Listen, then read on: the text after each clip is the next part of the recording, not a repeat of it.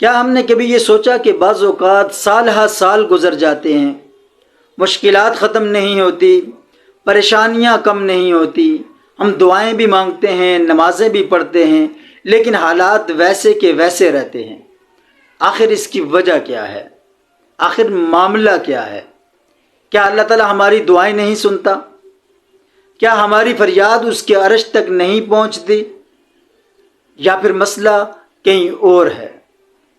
میرے عزیز دوستو، آج اگر ہم دعا کی حقیقت کو سمجھ لیں، اللہ تعالیٰ پر اپنا یقین مضبوط کر لیں اور قرآن و سنت کے بتائے ہوئے طریقے کے مطابق اپنے رب کے سامنے جھک کر مانگنا شروع کر دیں، تو بعید نہیں کہ ہمارے بگڑے ہوئے حالات سنور جائیں، ہماری مشکلات آسان ہو جائیں، ہمارے دلوں سے بے چینی ختم ہو جائے اور ہمیں اپنے رب کی قربت نصیب ہو جائے۔ آئیے ہم سب مل کر ان باتوں پر غور کرتے ہیں جو ہماری دعاؤں اور ان کی قبولیت کے درمیان حائل ہو جاتی ہیں اور ہماری دعاؤں کو قبول نہیں ہونے دیتی۔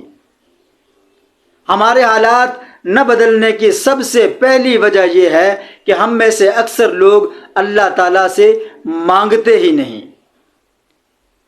ہم ہر دروازے پر جاتے ہیں، ہر ذریعے کو آزماتے ہیں، ہر انسان سے امید لگاتے ہیں، لیکن جس ذات کے خزانے کے بھی ختم نہیں ہوتے اس کے سامنے ہاتھ اٹھانے میں کوتاہی کر جاتے ہیں۔ حالانکہ اللہ تعالیٰ خود فرماتا ہے، ادعونی استجب لکم، تم مجھ سے دعا کرو میں تمہاری دعا کو قبول کروں گا۔ اب سوچنے کی بات یہ ہے کہ جب رب العالمین خود ہمیں بلا رہا ہے، خود ہمیں مانگنے کی دعوت دے رہا ہے، تو پھر ہم اس دروازے سے دور کیوں ہیں؟ اس کے دروازے پر دستک کیوں نہیں دیتے؟ شاید اس کی ایک بڑی وجہ یہ ہے کہ ہمارے یقین میں کمزوری آ چکی ہے، ہمارے یقین کمزور ہو چکے ہیں۔ ہم زبان سے تو دعا کرتے ہیں لیکن دل پوری طرح یقین نہیں کرتا۔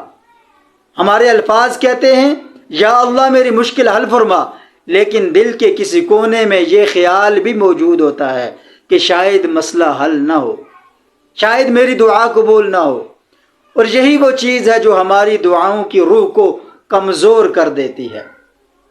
رسول اللہ صلی اللہ علیہ وسلم نے فرمایا، اللہ تعالیٰ سے قبولیت کے یقین کے ساتھ دعا کرو، یعنی جب ہم ہاتھ اٹھائیں تو ہمیں یقین ہو کہ میرا رب سن رہا ہے، میرا رب دیکھ رہا ہے، میرا رب میری حالت سے واقف ہے اور وہ میری ہر مشکل کو دور کرنے پر پوری قدرت رکھتا ہے۔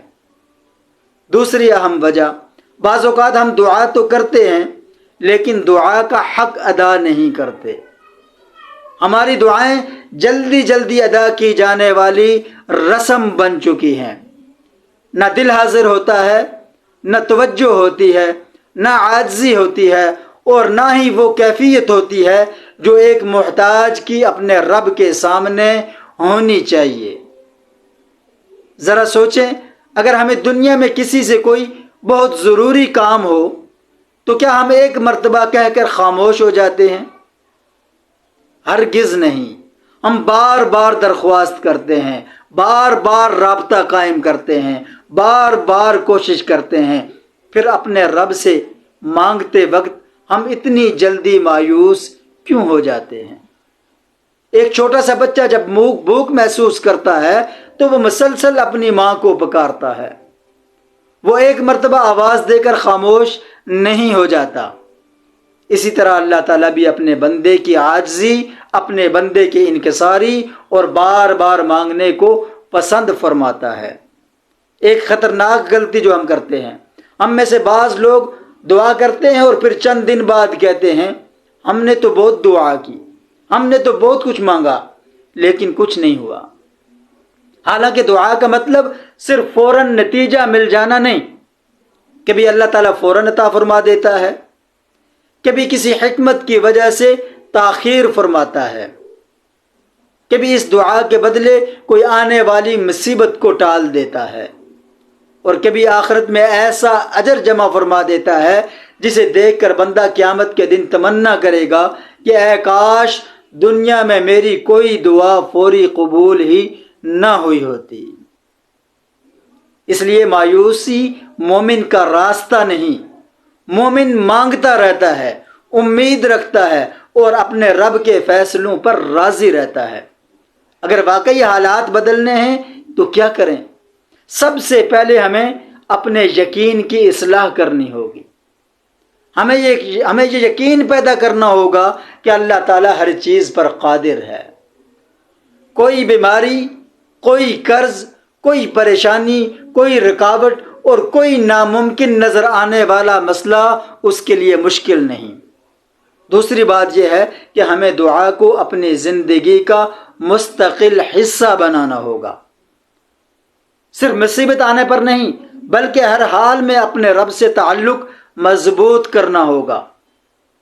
اور تیسری بات یہ ہے کہ ہمیں عاجزی کے ساتھ، ٹوٹے ہوئے دل کے ساتھ اور مسلسل مانگنے کی عادت ڈالنی ہوگی، کیونکہ اللہ تعالیٰ کے نزدیک خالی ہاتھ اٹھنے والے ہاتھ نہیں بلکہ نہ اٹھنے والے ہاتھ محروم ہوتے ہیں۔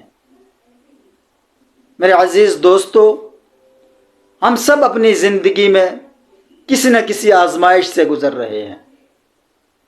کسی کو رزق کی فکر ہے، کسی کو اولاد کی، کسی کو صحت کی، کسی کو گھریلو مسائل نے پریشان کر رکھا ہے، اور کوئی دل کی بے سکونی سے لڑ رہا ہے، کوئی بے چینی سے لڑ رہا ہے۔ آئیے آج ہم سب مل کر یہ عہد کریں کہ ہم اپنی امیدوں کا مرکز صرف اللہ تبارک و تعالیٰ کی ذات کو بنائیں گے۔ ہم لوگوں کے دروازوں سے پہلے اللہ کے دروازے پر دستک دیں گے۔ ہم مایوسی کے بجائے امید کو اختیار کریں گے۔ ہم جلد بازی کے بجائے صبر کو اختیار کریں گے۔ ہم ہر رسمی دعاؤں کے بجائے دل کی گہرائیوں سے اپنے رب کو پکاریں گے۔